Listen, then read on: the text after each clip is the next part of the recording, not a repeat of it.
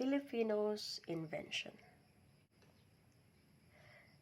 There are 10 specific or technological advances of Filipinos. First here is the medical incubator invented in 1941 by Fidel Mundo. She was the first Asian student in Harvard School of Medicine. Countless of young lives were saved by her inventions and genius. Next is moon buggy. It was invented in 1968 by Eduardo San Juan. He was the project leader of NASA in the buggy development. Underfounded and underappreciated engineering success. This won a special significance due to his father working at the Cape in the early space program. The moon buggy allowed greater exploration of the moon, yet Eduardo San Juan's contribution has been relegated largely to status as a footnote. Next is erythromycin. It was invented and discovered by Dr. Abelardo Aguilar in 1949. He set an example to Eli Lilly, who promptly stole the idea and patented it, and later marketed it successfully.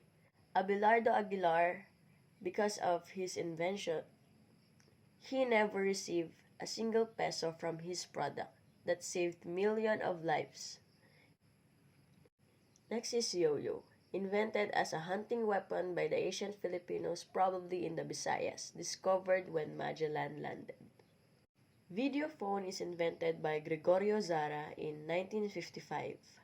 When James Bond was using one in Dr. No, it had already been in existence a number of years. This is the predecessor of the camera in your mobile. Next is computer microchip. It was invented by Diosdado Banatao, beginning with the world's first 16-bit chip in 1972, which he invented while working at Comorador. This led to the development of GUI. Without GUI, you would now be looking at a page filled with nothing but a bunch of ones and zeros. Next is isolated rice breeds. In 1966, Dr. Rodolfo Aquino invented it. Isolated 9 specific breeds of rice for the International Rice Research Institute. His discoveries helped prevent famine in much of Asia, and were nearly solely responsible for Thailand and Vietnam becoming the world's leading rice producer. Second to the last is drug detection by Dr. Enrique Estrella. Developed the method for detecting drugs used by pregnant female by detecting traces in the body's stools. His method is used by doctors worldwide in diagnosing drug dependency in infants. Last in the list is jeepney. It was invented by Leonardo S. Sarau immediately post-war and the most common form of transportation in the country today. Here are the list of government projects and programs that are available for science education in the Philippines. S&T Manpower Development Programs, S&T Scholarship under RA 7687 or S&T. Scholarship Act of 1994. Next is DOST SEI Merit Scholarship, Junior Level Assistance Program, BS Scholarship in Science Education, S&T Human Resources Development Planning, Capability Building in Research and Manpower Assessment, Assessment of Scientific and Technological Manpower Resources, Development of Databases Relevant to S&T and Science Education.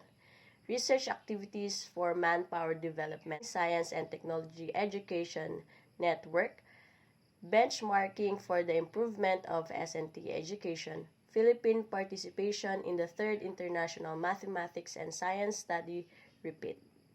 Next is strengthening institutional capabilities, project rescue initiatives for science education, faculty staff development program for teacher educators of the Regional Science Teaching Centers or RSTCs.